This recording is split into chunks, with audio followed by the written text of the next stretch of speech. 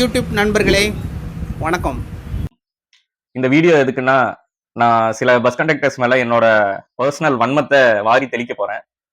எல்லா பஸ் கண்டக்டர்ஸும் இல்ல, சில பேர். அந்த குறிப்பிட்ட சில பேர். அது யார் யாரு? என்ன நடந்துச்சு? அப்படிங்கிறத நான் உங்களுக்கு இந்த வீடியோல சொல்றேன். தொடங்குவோமா?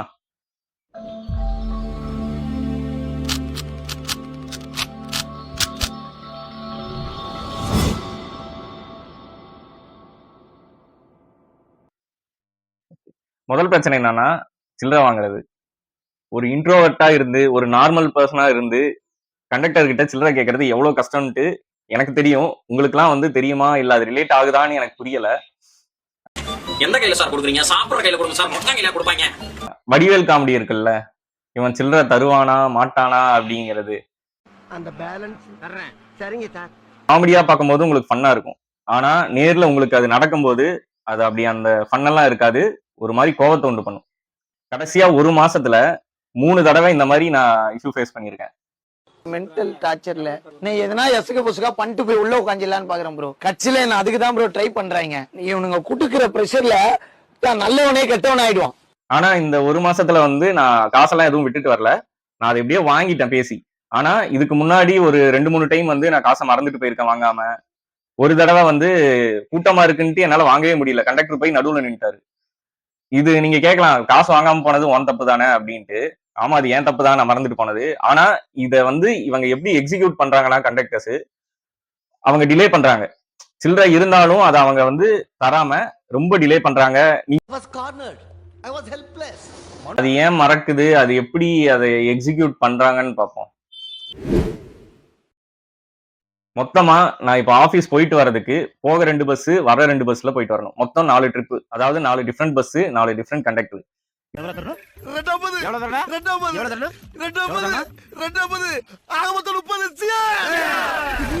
டெய்லியும் எனக்கு எப்படி இருக்கும்னா ஒரு 100 ரூபாய் எடுத்து வச்சிரும்.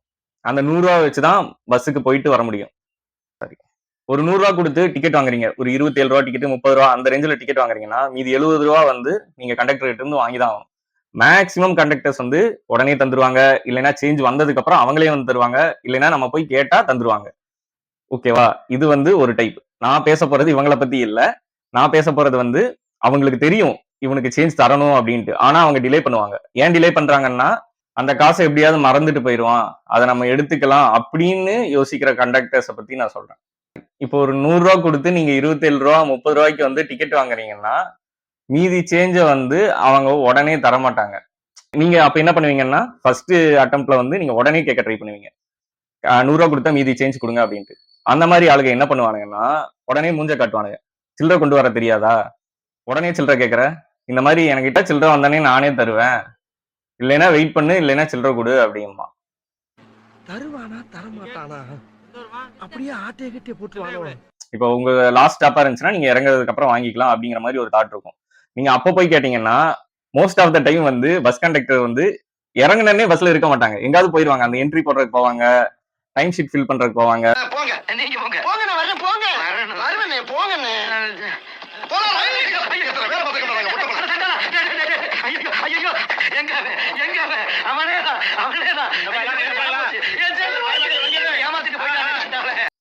நீங்க அப்ப அவங்கள சேஸும் பண்ண முடியாது. ஒருவேளை நீங்க சேஸ் பண்ணாலும் அவன் என்ன சொல்லுவானா, உனக்கு காசு மேல அக்கறையே இல்லையா, உன் காசு தானே, நீ தானே கேட்டு வாங்கணும் அப்படின்னு ஒரு உருட்ட போடுவானுங்க.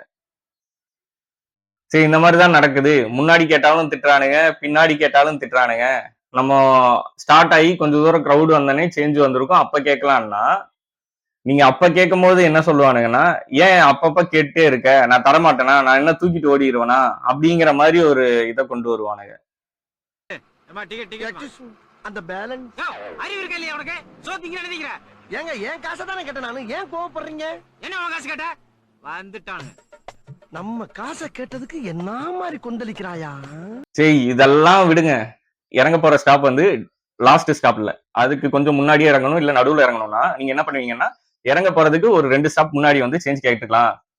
ஸ்டார்டிங்ல கேட்டாலும் திட்டுறான், எண்டிங்ல கேட்டாலும் திட்டுறான், கொஞ்ச நேரம் கழிச்சு கேட்டாலும் திட்டுறான். நீங்க வந்து ஸ்டாப் இறங்க போறதுக்கு ஒரு 2-3 ஸ்டாப் முன்னாடி கேட்கணும்னா, ஏன் இப்ப வந்து கேட்கற, கிரௌடா இருக்கு, நான் எப்படி தர முடியும், உடனே கேட்டு வாங்க தெரியாதா உனக்கு அப்படிங்கிற மாதிரி மூஞ்சில அடிச்ச மாதிரி பேசுவானுங்க. பத்தல கொண்டு ஒண்ணு டிக்கெட்டை கேட்டே வாங்க மாட்டேங்கிறீங்களா? டிக்கெட்டை மட்டும் கேட்டு வாங்க சொல்றேன், சில்லறை கேட்டா சண்டைக்கு வர்றானுங்க. இந்த மாதிரி பிரச்சனை வந்து பாரபட்சமே இல்லாம கவர்மெண்ட் பிரைவேட்னு இல்லாம அந்த ஏரியால வர்ற லோக்கல் பஸ்ல இந்த மாதிரி பிரச்சனை வரும். நீங்க போய் சேஞ்ச் கேட்க கூடாது. கேட்டீங்கன்னா அவன் கடிச்சு வைப்பான். அவன் வந்து நம்ம சேஞ்ச் கேட்கும் போது எதுவுமே சொல்லாம இந்தாப்பா சேஞ்ச் தரணுமா, இந்தாப்பா சேஞ்ச் அப்படின்னு கொடுத்தா ஓகே. இவனுங்க வந்து ஏன் ட்ரிகர் ஆகுறானுங்கன்னா, யார் யார் வந்து அந்த காசை மறந்துட்டு போக வாய்ப்பு இருக்கு, சேஞ்ச் வாங்காம போறதுக்கு வாய்ப்பு இருக்கு, இல்ல அவனால கேட்க முடியாது, அந்த மாதிரி இருக்க பர்சன்ஸை வந்து அவங்களால ஒரு அளவுக்கு ஜட்ஜ் பண்ண முடியும். இப்ப நீங்க வந்து பார்க்க அப்பாவியா இருக்கீங்க, இல்ல ரொம்ப வயசானவங்க மறக்கக்கூடியவங்களா இருக்கீங்க, அப்படி இல்லைன்னா நீங்க போன் யூஸ் பண்றவங்களா இருந்தீங்கன்னா, இப்ப ஹெட்போன் போட்டு போன் யூஸ் பண்றவங்களா இருந்தீங்கன்னா மோஸ்ட் ஆஃப் த டைம் வந்து அந்த அமௌண்ட்டை மறந்துட்டு போக வாய்ப்பு இருக்கு. இப்போ ஒரு சின்ன பையனா இருக்கான், இல்ல கொஞ்சம் அப்பாவியா இருக்கான், அவனால வந்து அந்த காசை கொடுங்க அப்படின்னு கேட்கறதுக்கே அவன் தயங்கி தான் கேட்பான். இந்த மாதிரி இருக்கிறவங்களா பார்த்து சூஸ் பண்ணுவாங்க. ஏன்னா இப்போ ரொம்ப கூட்டமா இருந்துச்சு, அவனை கூப்பிடுறதுக்கு கூட இவனால முடியாது, கூப்பிடலாமா வேணாமா அப்படின்னு யோசிச்சுட்டு அவன் விட்டுட்டு போயிடுவான். அது அவன் மேல தப்பு தான், இருந்தாலும் அந்த சுச்சுவேஷன் உருவாக்குறது யாரு? கண்டக்டர்ஸ் தானே. இதுவே வந்து நீங்க மறக்காம அந்த காசை போய் திருப்பி கேட்டீங்கன்னா தான், நான் முன்னாடி சொன்ன மாதிரி ப்ரெஷர் வந்த பன்னிக்குட்டி மாதிரி ஏதாவது ஒண்ணு பேசி, அதாவது அவங்க மேல இருக்க இதை ஒத்துக்க மாட்டாங்க, நம்ம மேலேயே தப்பு சொல்லுவாங்க. நீ ஏன் இப்போ வாங்க வந்த, நீ முன்னாடி கேட்க மாட்டியா, அப்படிலாம் நம்ம மேல ப்ரெஷர் போடுவானுங்க. ஏன் அந்த ப்ரெஷர் போடுறாங்கன்னா, அவங்க வந்து ஒரு தாட்ல இருப்பாங்க, சரி 100 ரூபா வாங்கிட்டோம், எப்படி இருந்தாலும் இவன் மறந்துட்டு போயிடுவான், மறந்துட்டு போனா என்ன, அவன் வந்து திருப்பி கொடுக்க போறான், நீங்க அடுத்த ட்ரிப் ஏறும்போது திருப்பியா கொடுக்க போறான், எனக்கு தெரியலன்ட்டு போயிடுவான், அந்த காசை வந்து நம்ம எடுத்துக்கலாம் அப்படின்னு பர்பஸாவே இதை பண்றாங்க. இப்போ நீங்க வந்து அந்த தாட்டை வந்து உடைக்கிற மாதிரி நீங்க போய் கேட்டீங்கன்னா அவன் இந்த மாதிரி உங்ககிட்ட எரிஞ்சு விடுவான். அதுதான், அதைத்தான் நான் இங்க பேச வரேன். இவனுங்க எப்படி இந்த சுச்சுவேஷன் கிரியேட் பண்றானுங்கன்னா, உங்ககிட்ட இருந்து ஒரு 100 ரூபாய் வாங்கிட்டு அதுக்கு சேஞ்ச் கொடுக்காம போயிருவானுங்க. நான் சொன்ன அந்த கேட்டகரியில நீங்க இருந்தீங்கன்னா, இப்ப வந்து உங்களால காசை வந்து அந்த கேட்க முடியாது, இவன் ஏதாவது சொல்லுவானோ அப்படிங்கிற மாதிரியே கேட்க முடியாது. உங்களோட ஒரே ஒரு ஃபோக்கஸ் வந்து அவன் மேலதான் இருக்கும். அவன் எப்ப பக்கத்துல வருவான், எப்ப சேஞ்ச் கேட்கலாம் அப்படிங்கிற மாதிரிதான் இருக்கும். இதை அவன் எப்படின்னு தெரியுமா ஹேண்டில் பண்ணுவான்? ஒண்ணுமே பண்ண மாட்டான், உங்க பக்கமே வரதை கொஞ்சம் அவாய்ட் பண்ணுவான். அப்படியே மீறி உங்க பக்கத்துல வர சூழ்நிலை வந்துச்சுன்னா அவன் வந்து உங்ககிட்ட ஐ கான்டாக்டே கொடுக்க மாட்டான். அப்படியே நீங்க கேட்டீங்கன்னாலும் மண்டையாட்டிட்டு போயிடுவான். ஆனா நீங்க வந்து கடைசியில போய் கேட்கும் போது தான் அந்த சேஞ்ச் உங்களுக்கு கிடைக்கும். ஒருவேளை வந்து நீங்க சேஞ்ச் கேட்கல, மறந்துட்டீங்க, இல்ல ரஷ் ஆயிடுச்சு, அவனை ரீச்சே பண்ண முடியலைன்னா நாம தான் உங்க காசு. இப்படிதான் அவங்க வந்து இந்த சிச்சுவேஷனை வந்து கிரியேட் பண்றாங்க. இதே மாதிரி ஒரு சினாரியோ வந்து ஒரு வாரத்துக்கு முன்னாடி எனக்கு நடந்துச்சு. இதுல என்னன்னா, நான் இந்த மாதிரி நிறைய டைம் அனுபவப்பட்டதுனால நானே கொஞ்சம் சினாரியோ வந்து உட்காந்து கிரியேட் பண்ணி வச்சிட்டேன். நான் அப்ப வந்து அவங்ககிட்ட ஒரு 100 ரூபா கொடுத்தேன், 27 ரூபா டிக்கெட்டு, மீதி சேஞ்ச் வாங்கல. அவனும் வந்து நான் 100 ரூபா கொடுத்த மாதிரியே அவன் ரியாக்ட் பண்ணல. சரி, நான் அந்த பஸ் ஸ்டாப்ல இருந்து அந்த பஸ் அப்பதான் எடுக்கிறாங்க, சரி சேஞ்ச் இல்ல போல, நான் அப்புறம் வாங்கிக்கலாம் அப்படிங்கிற மாதிரி விட்டுட்டேன். ஆனா வந்து என்னோட ஃபோக்கஸ்லாம் அவன் மேலதான் இருந்துச்சு. ஏன்னா நான் போனை எடுத்தேன்னா நான் மறந்துடுவேன், அதனால வந்து நான் எதையும் எடுக்கல, ஃபோக்கஸ்லாம் அவன் மேலதான் இருந்துச்சு. அவன் போற வரைக்கும் என்கிட்ட ஐ கான்டாக்டே கொடுக்கல. குறிப்பிட்ட ஸ்டேஜுக்கு மேல சரி நமக்கு முன்னாடி இப்படிலாம் நடந்திருக்கு, இவன் இப்படி கேட்டா இப்படி பதில் சொல்லலாம், இப்படி கேட்டா இப்படி பதில் சொல்லலான்ட்டு நான் ஒரு சினாரியோவே கிரியேட் பண்ணிட்டு உட்கார்ந்து இருக்கேன். நான் இறங்குறதுக்கு முன்னாடி ஸ்டாப்ல கேட்கல, இறங்குறதுக்கு ஒரு 4-5 ஸ்டாப்புக்கு முன்னாடியே கேட்டேன் காசு. ஆனா சேஞ்ச் வரணும்னா சேஞ்ச் கொடுங்கண்ணா அப்படின்ட்டு. அதுக்கு அவன் என்ன சொன்னான்னா, சேஞ்சா அப்படின்னு யோசிச்சான். ஆனா நான் 100 ரூபா கொடுத்தேன்னா ஏறும்போது அப்படின்னா, ஏன் நீ அப்பவே சேஞ்ச் வாங்க வேண்டியதுதானே அப்படின்னு கேட்டான். நான் இருந்துட்டு, ஆனா அப்ப உங்ககிட்ட சேஞ்ச் இருக்காதுன்னு நினைச்சேன், பஸ் ஸ்டார்டிங், அதனால நான் கேட்கலன்னா, நான் அதனாலதான் இப்ப கேட்கறேன் அப்படின்னா. என்கிட்ட சேஞ்ச் இல்லைன்னு உனக்கு எப்படி தெரியும்னு கேட்கறான். நான் அப்புறம் என்ன கேட்டேன்னா, உங்ககிட்ட சேஞ்ச் இருக்குன்னு தெரியுதுல்லன்னா, நான் டிக்கெட் எடுக்கும் போதே 100 ரூபா கொடுத்தேன், அதுக்கு சேஞ்ச் நீங்க அப்பவே கொடுத்துருக்கணும்ல, ஏன் கொடுக்கலன்னு கேட்டேன். அவன் அதுக்கு என்ன சொன்னானா, இல்லப்பா நான் மறந்துட்டேன், நீ தானே கேட்டு வாங்கணும் அப்படின்னா. இது என்ன லாஜிக்? கூட்டமாவே இல்ல அந்த பஸ். அப்போ இப்போ ஒருத்தர் 100 ரூபா கொடுக்குறான்னா அதுக்கு டிக்கெட் கொடுத்துட்டு சேஞ்ச் கொடுக்கணும்னு ஒரு பேசிக் அறிவு கூட இருக்காதா? அது அவனுங்களுக்கு இருக்கும், அதை வந்து காட்டிக்க மாட்டானுங்க. இவன் மறந்துட்டு போயிடுவான். ஏன்னா நான் அன்னைக்கு வந்து உட்காந்து போனை பார்த்துட்டு இருந்தேன்.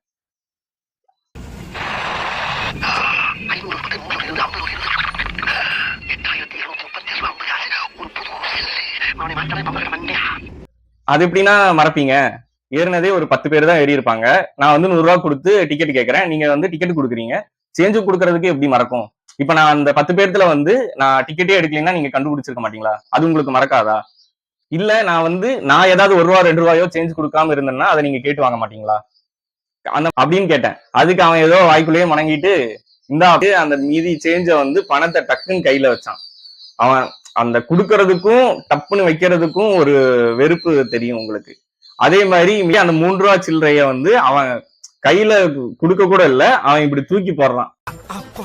ரோசை போட்டு கொடுத்துட்டாயா இந்த அனத்தெல்லாம் கிடைக்குமா அந்த காசு இனி நிம்மதி இறங்கும்ல இறங்குறோம்டா காசை வாங்கிட்டோமா அலறான். அதாவது ஏன் சேஞ்ச நான் திருப்பி கேட்கறது போது ஏதோ அவன் காசை எடுத்து அவன் கொடுக்குற மாதிரி ரியாக்ட் பண்ணான். சில பேர் என்ன பண்ணுவானுங்கன்னா இந்த மாதிரி இப்போ அந்த 27 ரூபா போக பேலன்ஸ் வர அமௌண்ட்டை கொடுத்துருவானுங்க. ஆனா அந்த 1 ரூபா 2 ரூபா சில்லையே கொடுக்கவே மாட்டானுங்க. இப்ப நான் அந்த 100 ரூபாய்க்கு சேஞ்ச் வாங்காம பஸ் விட்டு இறங்கிட்டேன், மறந்துட்டேன், இல்ல அவங்க கூட்டத்துல என்னால ரீச் பண்ண முடியல, ஏதோ ஒரு காரணத்துக்காக நான் அந்த சேஞ்ச் வாங்க முடியலன்னா, ஏன்னா நான் அந்த 100 ரூபா தான் கொண்டே போவேன். அந்த 100 ரூபா இல்லாம ரிட்டர்ன் வர்றதுக்கு நான் என்ன பண்ணுவேன்?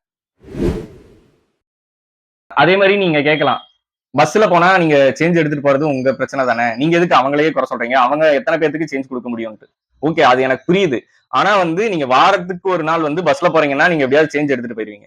ஆனா ரெகுலரா அந்த மாதிரி 4 பஸ்ல நான் போகும்போது 2 பஸ், வரும்போது 2 பஸ், ரெகுலரா நீங்க டெய்லியுமே பஸ்ல தான் போறீங்க அப்படின்னா உங்களுக்கு வாய்ப்பே இல்லை.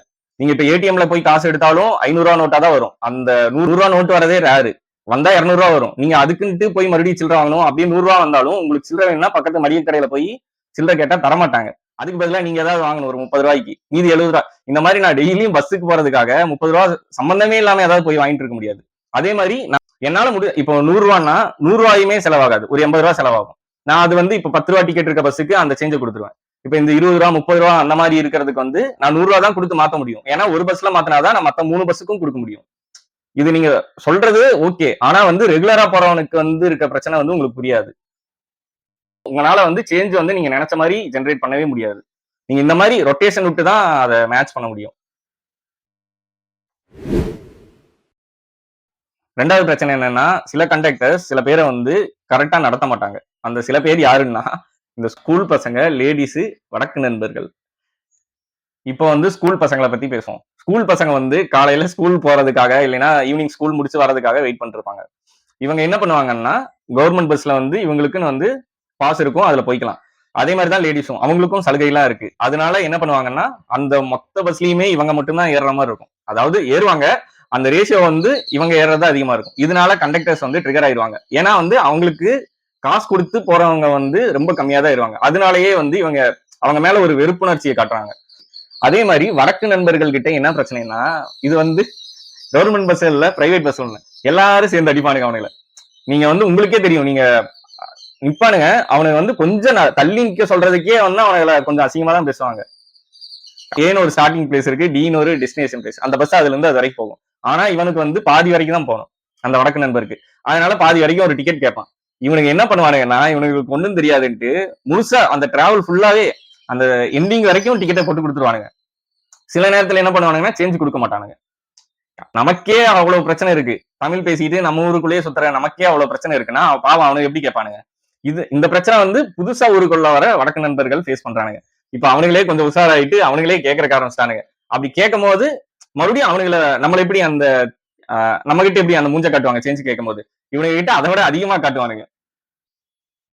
இப்போ சில பேர் சொல்லுவாங்க, கூட்டத்துல அவங்க என்ன பண்ண முடியும், அவங்களும் மறக்கதானே செய்வாங்க, அவங்களும் மனுஷங்க தான் மறக்கதான் செய்யும், நான் இல்லைன்னு சொல்ல.